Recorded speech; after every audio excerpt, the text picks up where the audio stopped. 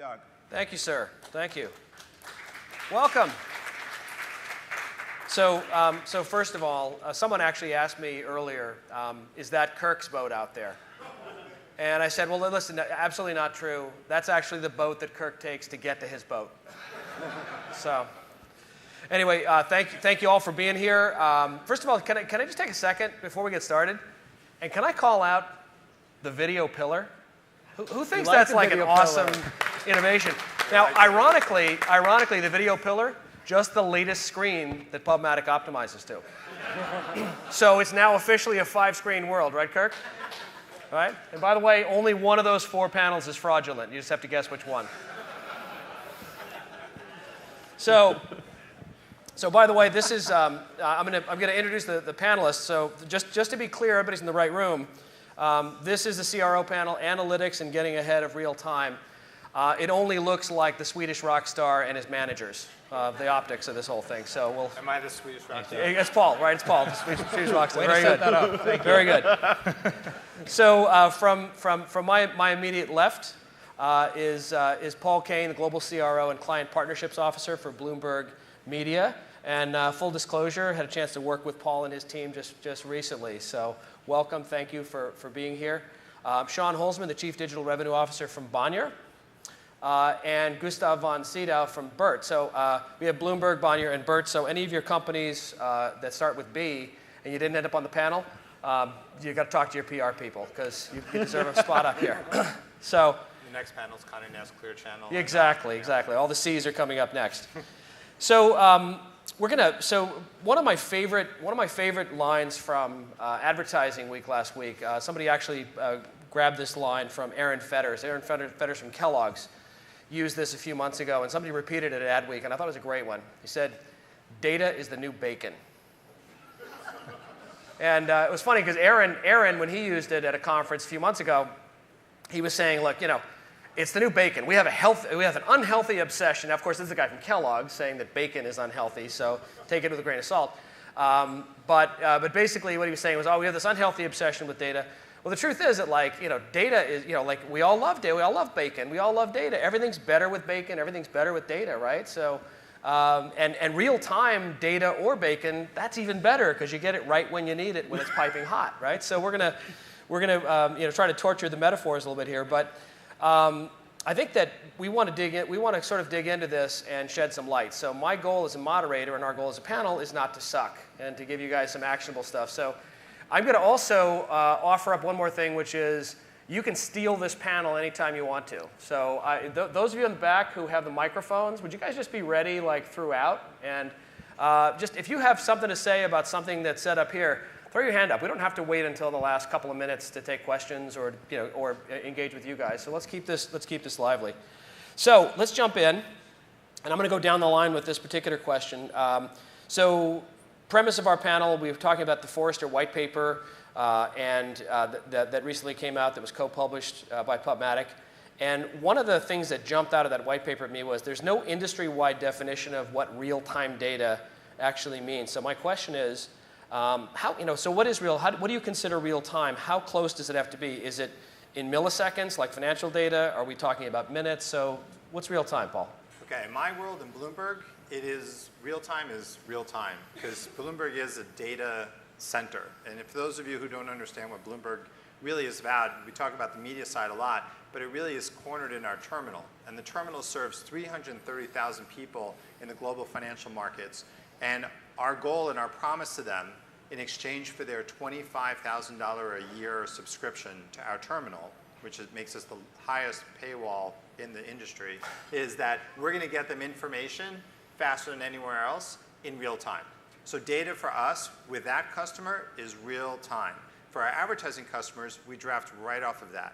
So we're taking information directly from the terminal in addition to the audience data that we have in connection with our consumers in real time, and we put that together to offer to our marketers so that they can make decisions in real time.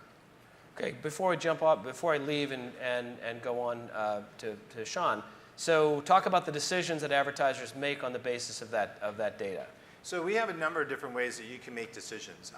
First of all, we are working with PubMatic, and in terms of our programmatic products, as well as some other partners. And I think Justin Smith opened up the sessions this morning talking a little bit, if you were here, talking a little bit about how we're working with data, especially in the programmatic space. So rather than being redundant, I'm going to move a little bit past that into other areas. And we've created products that are able to help advertisers make better decisions in real time of how do you connect your message to our consumer. So there's a couple.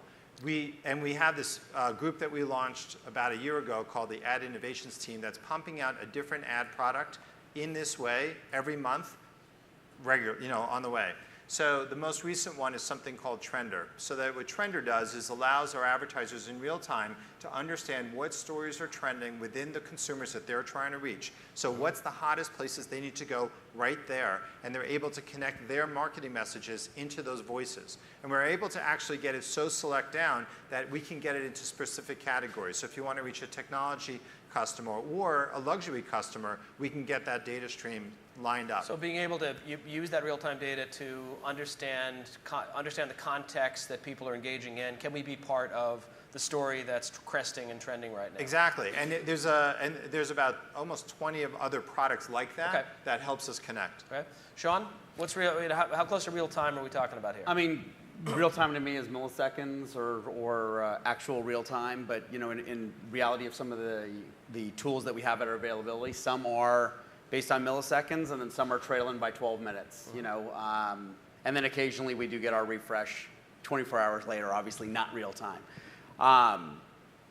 As far as using those tools, a lot of those tools we're using for optimization, we're using for fill rates, we're making sure that we hit the performance and the metrics that advertisers are looking for.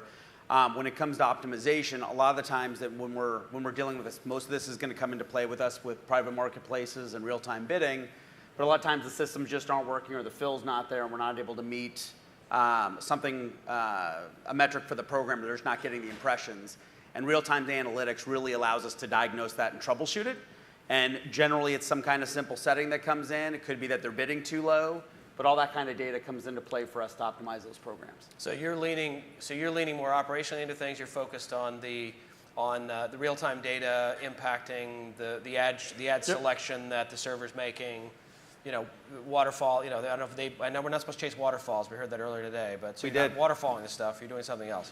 I mean, a lot of it that comes in with real time, and especially when you take a look at the stock market and the price you want to pay for something, it's all based on real time. And if same thing happens in the ad market when you're bidding on an impression or you're bidding too low, providing in the world we live in with programmatic, they're not necessarily seeing kind of the market price at that exact minute. We're not that transparent as an industry, but they see that they're not getting fill. And having real-time analytics and even in some cases sharing that information on why they're not getting the impressions they're looking for is valuable and allows them to change that change their price point. Got it. So they can start filling. Okay.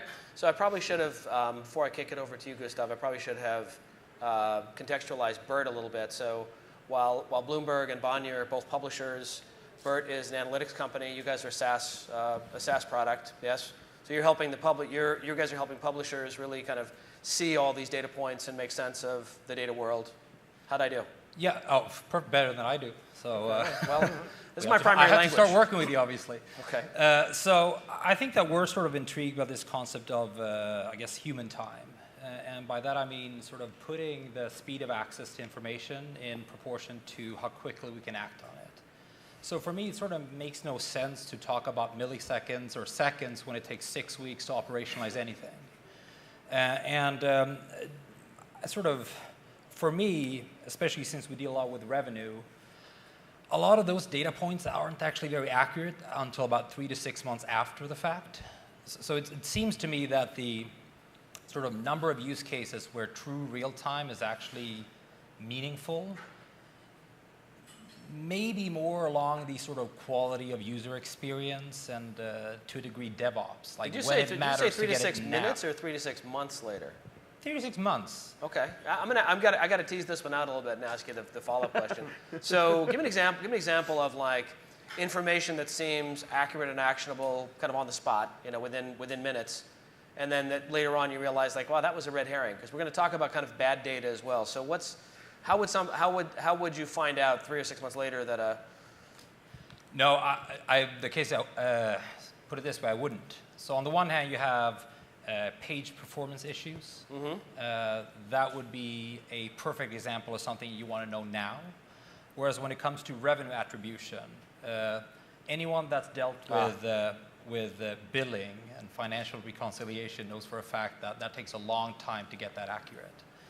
And I'm sort of constantly surprised about how people talk about these concepts as if we know it when the impression hits, which is not the case. It doesn't exactly help with fraud and bots and viewability and all these things. So you're saying that there are claims that are made in our business that are not accurate? This is the first time that I've Never come across this. Okay. No, but it's interesting. So how many of you guys read the PubMatic real-time analytics report? So it's a great read, by the way. What I do get surprised about is that sort of that people lift up real time as an important piece of this. I'd say that in some sort of you work out of the technical opportunity and sort of try to find the problem to solve as opposed to thinking about it in terms of what's the biggest issues that we face. So let's say that it's sales productivity. And if that's the case, to what extent does real time help us address that? And I can't really find a great example in which case it does, or at least not something that I'd spend any time on. Well, I think that arguably you could say that if we're following the financial markets and we're using real-time data to impact the value of yield on a particular pool of inventory, you could say that if I can make a penny more here or there because of some yield, I think that could be accurate. But I think one of the questions actually leads to Doug, put it this way: is that really what we're after? Just squeezing out another penny off the yield curve? No, that's not what I'm after. Yeah. No, and neither actually, Yeah. none of us should be after that, honestly. But just to add to you, because I don't disagree with you at all, I actually agree. I think it goes back to your analogy of bacon. It's like if we say data is the new bacon, then I think your point is dead on right, because generally you don't make a whole meal out of bacon. There's something else that goes with it. The closest would be a BLT, right? But there's still the two other ingredients or three. So the issue is how do you use the data to make the better decision? I mean, one of the things that we're constantly talking to clients about is they get their faces in front of dashboards all day long, and that's 100% data focused. It's to pull your face off the data for a second, get closer to what the issues, the problems you're trying to solve, and use the data as the complement to get there. So if you're making all your decisions on data alone, I'm guaranteeing you're making some mistakes. You have to do other things with that. That's a fair point. I think the question then is, let's talk about the kinds of data that come into play, right? So one of the questions we chatted about on the phone was the prioritization of data. So, and this is going to be a question for Sean and then Paul. So Sean, if you're thinking, let's look at all the different kinds of data that we can have: attribution data, purchase behavior, something else, past use of people, past use of the site, so forth. So if your analytics people said, hey, you can only have one kind to drive your business, what type of data would be most valuable to you? I mean, you got, I don't know if I would ever limit myself quite that much, but one thing, it really depends on where I'm. Well, then where I'm sitting. If you forgive the expression, waterfall them for me. So what's the most important, and then go to the. Where I sit, I'm looking at a lot of data that comes in off of CPMs, off of bid density, off of advertisers and certain win rates, and then we have another side of the house where of course we're looking at time on site. We're making sure that our bounce rates are right where they need to be to see how compelling our content is. Viewability is another big, giant data set now that we're starting to see. How's that working out for you? Viewability, viewability's it's challenging. You're going to ask about good data and bad data. I was going to put it in there. Viewability's challenging because everybody's still looking at different tool sets, and they're close, but they're not exact, and it really depends on where you're measuring to how good that data happens to be. But viewability is one that's coming on strong, so a lot of people are using that as a very big metric, and now we're sort of beholden to the tools that are available to us, and where we're measuring and where an advertiser or an agency are measuring. Okay, Paul, types of data, sort of most important to least important in your eyes. Well, I think you have to bucket them into three areas. There's the data that we use to create the best packages for our marketers. There's the data we use to understand our consumers, and then there's the data that we use to create the best content to engage with them. So if you talk about the data for the marketers, a lot of what you're talking about over here, Sean, is exactly right. We have to analyze all the different aspects of the tools that we have that helps us understand how vibrant and vital is our products. And the second is understanding the consumers. This is where I think it gets interesting, especially as it relates to being a marketer, is what kind of data points can you go after? I mean, ideally, we want to go after the holy grail of data, of knowing everything you do, everything where you are, every reaction you give, and what your end result is. If we can follow you along and get as complete as that, that is awesome, because then we're able to create amazing opportunities for you and the marketer. Often that gets abused, which is why it's protected, and rightfully so. So although we strive for that, we also have to respect what that really means and how we use that. On the third side, which I get really excited about, is how do we make better content? And so we're learning a lot about that on all the different platforms. And we're on every platform. We're not on the squares yet, but we're on every platform other than the squares. But being responsible for every platform, we have to think about right content, right time, right platform to tell the fullness of the story. So we're using all of it. So what's great about the balance that we've got on this panel here? So Sean, you're staying very close to the operational side of it. You're trying to maximize yield and value and monetization in the very near term. All of your answers, Paul, were really about kind of longer term. So arguably, you're not really needed for Bloomberg. You're not even as much real-time data as you have available. You're not necessarily using it in real time. You're using it for longer-term decisions. Well, that's not true. We're using we have longer-term decision data, and then we have real-time data too that we are using in real time. For example, our custom content engine is using information powered by the terminal to create relevant custom content in real time for the customers. Similarly, when we talk about real-time optimization, we have a product that we call B-Match that Justin referenced this morning as well. And what that does is in real time understands consumer engagement patterns across all the different platforms so marketers can get their message to the consumers in the right time. But beyond that, what story triggers work, what headlines, what colors, what photos, all those things. So as we get as sharp real time as we do as long. Got it. Okay, let's jump over. Gustav, maybe you could take this one. So first-party data, third-party data. So you're helping publishers understand, all the data and insights that are out there that can drive their revenue decisions. So the relative utility and value of third-party data versus a publisher's own first-party data. Do you have a point of view on that? Many. Okay. No, I'd say that when it comes to packaging, there's no way of getting around the importance and the value add of third-party data. Obviously, if you want to package your audience, you want to do any type of campaign effectiveness, it's going to be tough for anyone to use their own information as proof. This being said, I do think that we certainly see a lot of our customers using their data to do optimization, so more as an internal tool than as an external packaging thing.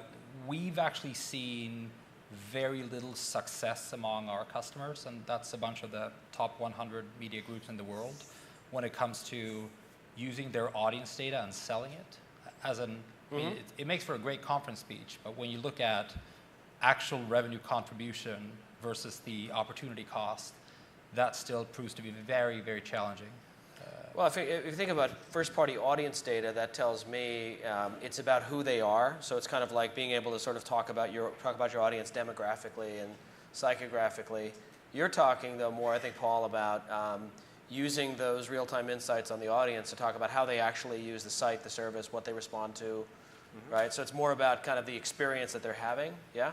But that's a great example of a true value add for any media company these days, right? Is to explain what their audience are all about and what they'll appreciate, to inform both both media buying but also creative strategies. The beauty of the time we're living in this industry, which by the way is one of the most exciting times ever that I can think of, is that these are all tools. They're they're not absolute. They're just tools. And it's up to us, it's our responsibility to take these tools and to use them for the best opportunities for all the constituents.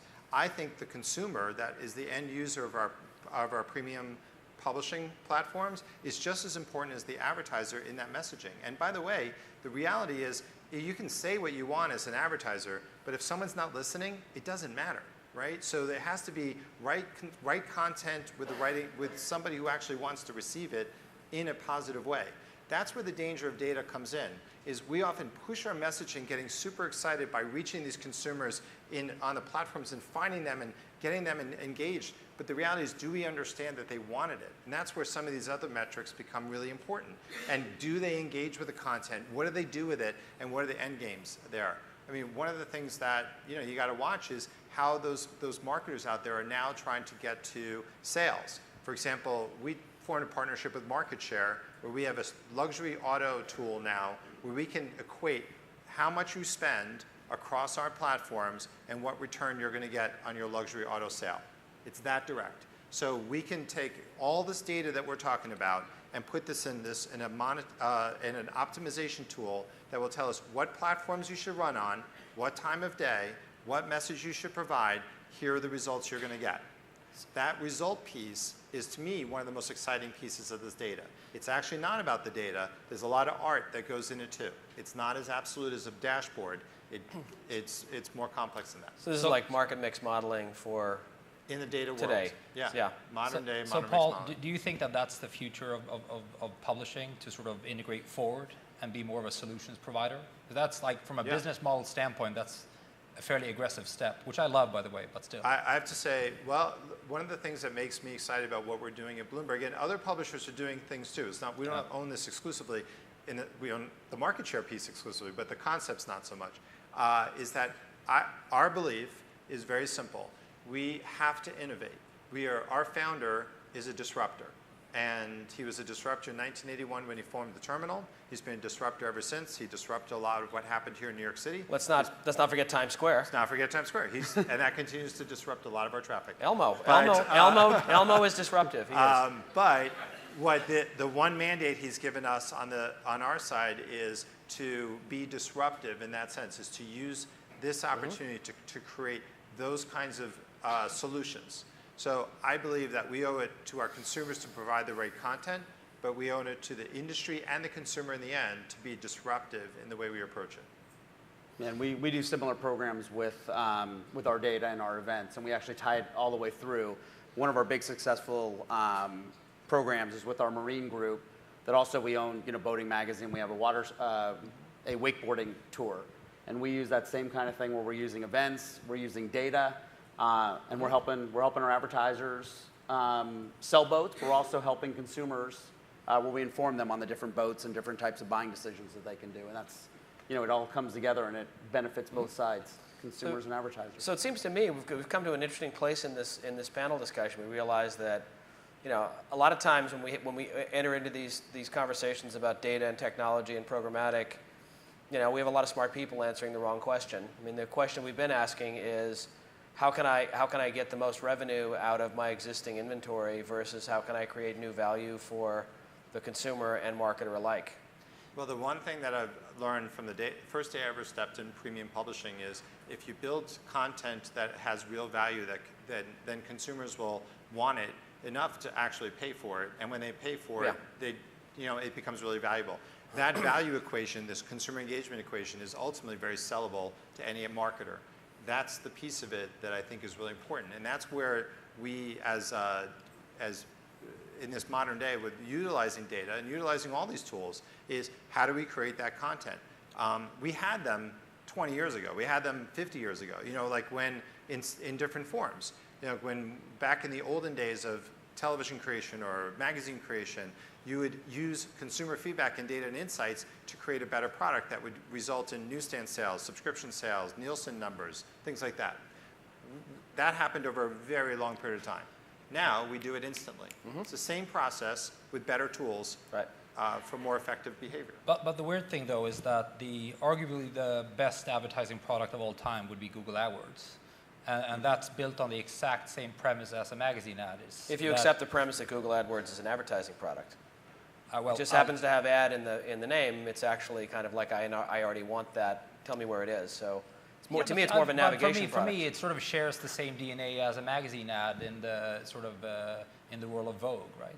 So you pick up September issue, and it's 2/3 advertising, which contribute to the user experience. So AdWords, the mechanics are very similar, but no one's taken, like, the takeaway is the targeting, the technology, the reporting, the performance, not the how can we align like what the audience want and what the advertisers need. I mean, if there's any success pattern from doing what I do, it's that any publisher that manages to make advertising a true valuable part of the user experience cannot fail to make tons of money because it's so rare. Well, back to that point is, here's like misuse of data. Is like my daughter goes to school in St. Louis. I bought her a plane ticket. Now I can't get stopped, like information about hotels and opportunities that happen in St. Louis. I had to View of the arch. I had to clear my cookies in order to get rid of that nonsense. Yeah. That's bad use of data, Yep. right? Great use of data is where you all of a sudden understand your consumer well enough, where you build a larger, more thoughtful portfolio package, and then you can provide better insights to them. You understand, like I think what TiVo's done is a great job in this recent incarnation of its product to help consumers understand what better products to watch.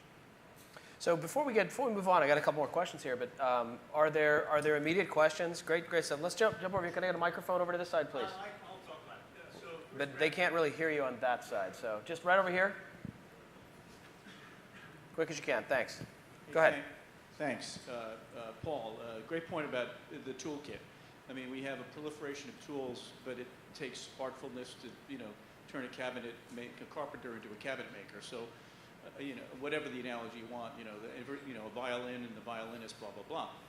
How technically competent, how, artistically competent are we generally as an industry in terms of using these tools to create the kinds of solutions that make sense? I would love to hear everyone else's opinion on that too, but Bruce, that is like a brilliant question.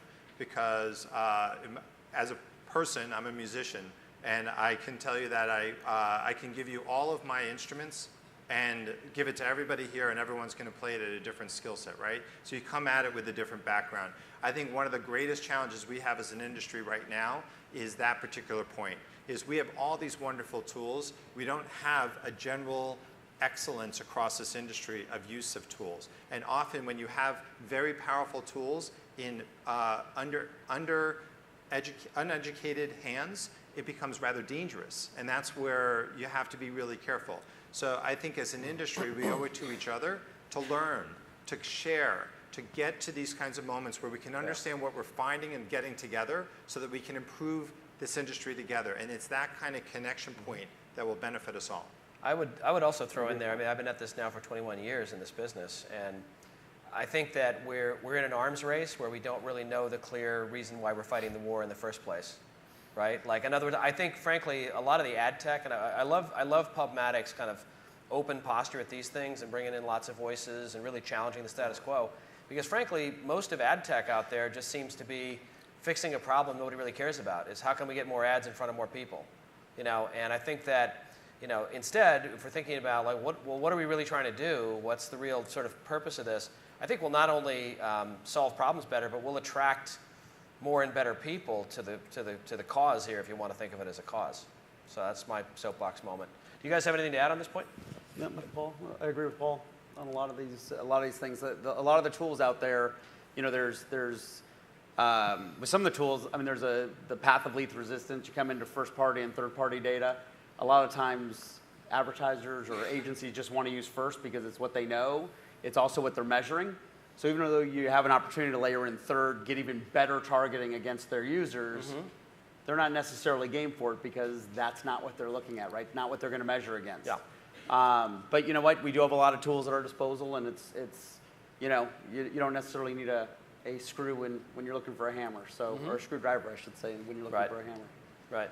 Good stuff. I mean, obviously, I'd love for the tools to be the solution to all these problems, but in practice, I think that it's something much more fundamental. I mean, the customer that we have that makes the most money per session in ad revenue is the only customer that I know that declines business for user experience reasons consistently. Yeah. And it forces their sales team to sell ads that contribute value and that work. So for me, I mean, on the one hand, you have this sort of, how can we create value or sort of an opportunity to create value. On the other end, I believe that media needs to be sold. I believe that sales has a very important role in being able to recommend the right tools to an advertiser to do the job. But that also means that not all money's green, and you need to take a very long-term perspective and be aware of the fact that unless we actually deliver something of value, it's going to be very tough for us to build a great business. And for whatever reason, people tend to talk about impressions and ads as if it's just a matter of it's an optimization problem. Yeah, exactly. You know, there's two points on that. This morning, I can't remember who said it on a panel, but somebody said, yeah, we have all these great data feeds, and we do a lot of advanced planning, but we've never turned down an ad sale of any kind. Like, and I thought to myself, like, I just wanted to recoil in horror from that comment, because I thought, like, how awful that you never turn down anybody, regardless of how bad the experience, how bad the, how low the price, and so forth. And then I'll also quote a good friend of mine, Brian Quinn, who many in the room probably know from Triad, and he said something really poignant at a meeting that we held. He said, everybody thinks that we're supposed to optimize backwards from the amount of inventory we have, and he said, I think that's a really bad idea. Like it's like the old airplane analogy where, hey, there might be some empty seats, got to fill them, got to get somebody in at some rate. He said, what a horrible thing is, why don't we start with the amount of money we need to make to support our business and grow it, and then optimize forward from that to to how much we need to make. You'll make different kinds of decisions. And I thought that was a really, really poignant comment. I don't think that any analogy has done worse for our industry than the airplane analogy. I'm with you. I think that's I've always hated it. Yeah. It sort of creates the exact wrong sort of associations on what we're trying to accomplish, which from an advertising perspective is to solve marketing problems. So I sort of dare the media business that starts from what kind of problems do marketers have, and then we'll build a media business off that, as opposed to monetizing eyeballs. I'm all about that, absolutely. So let me just jump ahead. We're gonna go to questions in just a second. One more question I have for the group here, which is people, right? Head counts, brain counts. So we've said that, hey, maybe we've got the wrong musicians playing the instruments. Perhaps don't have the same song sheet in front of them or the right song sheet in front of them. Let's talk about the talent issue. So one thing I've learned about programmatic is that for something that's supposed to eliminate people, it's actually hired a lot of them, right? Like we're actually, getting people into we're end up with big head counts around this problem. So we'll start with Paul over here. So who are the people that we need to be bringing into the mix here? What kinds of specs, what kinds of experiences do they have? What are they going to add? And then we'll go down the line. So there's a few areas of focus right now that we have when it comes to people. First is we need salespeople that understand how to solve problems as opposed to sell space, first and foremost. And solving the client's challenges is really what we need to focus them on. Second is I need people who, on the operations side, who understand how to take those solutions that the salespeople are creating and turn that into quality media for us that's valuable to us and valuable to the advertiser. And the third is I need people who understand how to not just utilize and leverage our data and analytics, but to develop new products associated with it. Just to further the point on the importance of quality of talent, though, I can't underscore that enough. I actually, Gustav and I were talking about golf a second ago, and it reminded me of a moment. I was in golf school, and there was this guy who couldn't hit the ball for his life, and he had brand new clubs, and he kept complaining, it's the club, it's the club, it's the club. After 4 hours of it, the pro actually got disgusted, walked up, hit with one hand the same club, and it went a mile straight with a little draw on it. And he said, handed it back to him and said, it's not the club. That's exactly what we deal with often with our talent. For us, I'm going to go on just on the programmatic By the way, side. thanks for sharing that story about me and you in golf school together. You added yourself on that one, but for us, just speaking on the programmatic side, for us, we actually are adding to our team to help with our programmatic business. It's something that it definitely needs a lot of attention. It is not set it and forget it. Whether it's someone who does yield optimization, someone who is working with the trading desks, making sure that all the plumbing is connected, to even our sales team, right? Making sure that they understand programmatic, what it means, what it can do, what its capabilities are, and at the other side, what it can't do. So we look at all those areas, but we have been staffing up in that area, not putting this in and seeing elimination headcount. So once you've hired away all the people who work at the trading desks, then what? Yeah. Right? Because then it's probably going after the SSP and people at PubMatic next. I'm not 100% sure, but that might be one of them. Can I add one other thing though? Is you have to have great partners. We can bring in a lot of talent. I give Kirk and PubMatic and the team here huge marks. When we embarked on the mission to develop a sophisticated programmatic product, PubMatic was the first call we made. It was actually a year ago, this conference, where we signed a deal together, and it was one of the best relationship deals we ever created because they elevated us. And I'll tell you, every partner we bring on this journey has to elevate us. So it's not just what you can acquire from a talent internally. I agree. It's every partner along the way. Absolutely. Gustav, talent, who are the missing people in our business, and where do we find them? I sort of have a selection bias since customers sort of buy our tools to solve some of these issues. I do believe that there's a massive opportunity to hire great analysts and data scientists as a generic skill set, whereas in which case programmatic is only part of the puzzle that they're trying to put together. Obviously, I'm assuming that is equally hard here as it is in Europe, though. Provide sort of, to Paul's point, about when you find those individuals, it's so worth it. I think that I've been surprised, though, that people accept, or our customers to a degree accept, sort of an additional full-time employee as opposed to a really great, talented individual. So I'd say that it's less of an issue if you hire great people. And they're out there, obviously.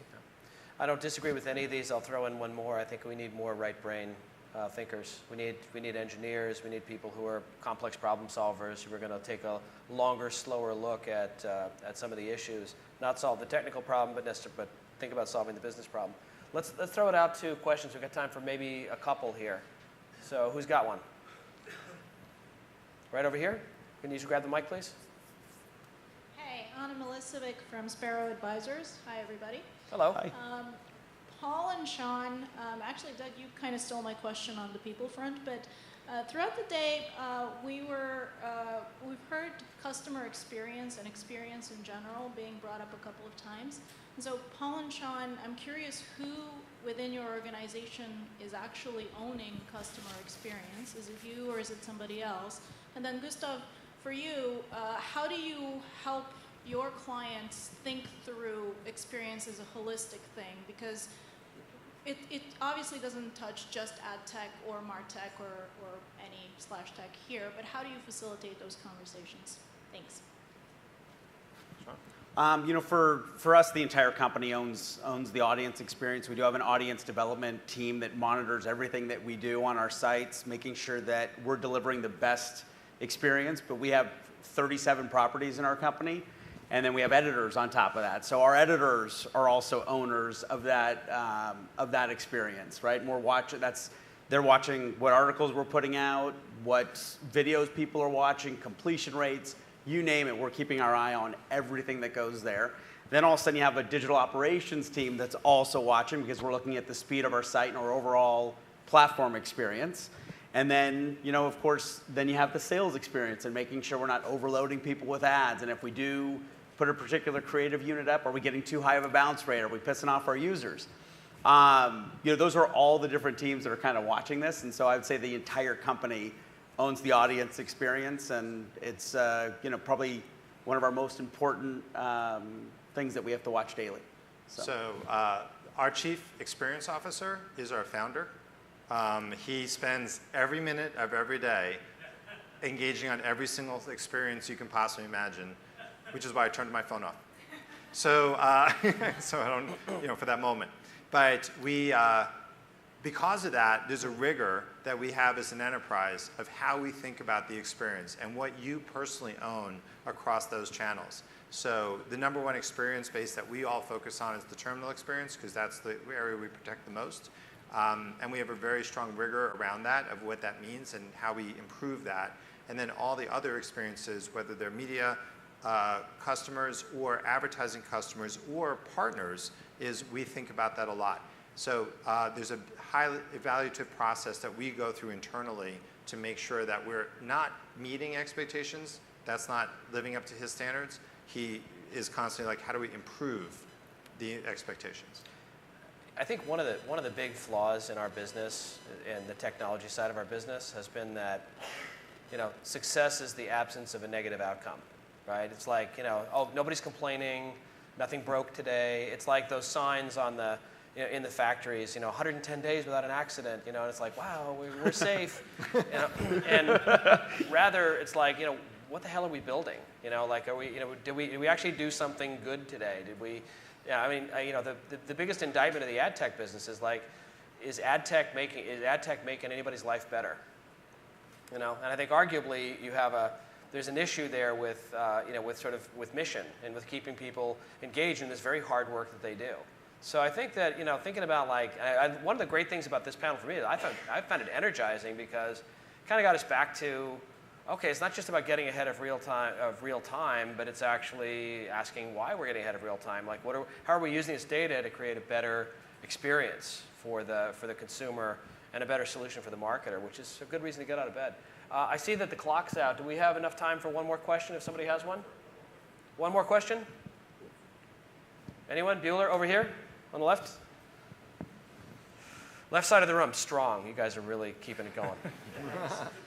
David Rowley with Advanced Digital. Can any of you guys on the panel give some examples from your companies where you've actually used data or analytics to make better creative or to inform the creative process? Oh, yeah. That's actually a huge way that we use the data is for the creative process.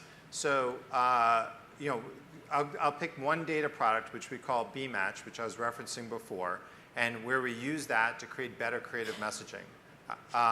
Justin shared an example this morning that was similar, where we did this for a retail stock situation, but I'm going to flip it to another one, where we went for a very large-scale plane manufacturer, biggest planes you can think of, and they have 36 customers. That's it, in the whole world, 36 customers who buy scaled planes, and they advertise a lot to reach these 36 customers. So we use data, our data tool called B-Match, to not only find these right customers, but also figure out how to develop the right communication pattern for them. And what we found is energy stories, right, were the big reasons, and energy futures was the big reasons why they were coming to our media. That was fine. That would have been a great data package right there. We then took it one step further, and we helped them figure out how to develop a custom content series by utilizing all the other data points that we're able to get to not only get the right imaging down, the storytelling devices, the colors, the time of day, how to develop the whole communication cycle, and then how do we take that further offline into linear media and do a similar type of work there. And what we ended up doing is create a huge creative product in addition to a data product, which ultimately delivered significant increases, and can't tell you which large-scale manufacturer it was, but they got to 200%, 300%, 400% increases in their KPIs because of all of that, way beyond what they would have done if it was just data. Nice. I got nothing. It's a great example. All right. So, I mean, I guess what we're doing with you guys is a good example. So in the case of Advanced Digital, they're using our tools to help the salespeople explain to their customers how to make great creative by talking about the sort of the moment that the impression hits the audience. I do think, I mean, it's easy to find one or two case studies, but for me, my interest is how do we make this work at scale? How do we make, 2/3 of the ads value creating as opposed to 1 in 100? And being able to articulate and use data in this case, what you should do, I think is one of the biggest opportunities there is to make a difference. So, what the adage I've heard, so I didn't make this up, just stealing it, full disclosure, is a really bad story told to the right person is still a bad story. So the creative has to go with the data. Without it, you don't have it. A really bad story told to the right person is still a really bad story. I am totally stealing that. I did. All right. Thank you, guys. Great panel. Really appreciate it. Thank you. Thank you so much, Paul. Thank you, as always, my friend. Really appreciate it. Sean, when are we skiing? All right. Good stuff. Thank you very much. That was worth the wait. Absolutely one of my favorite panels every year to hear from the CROs as to what they're doing.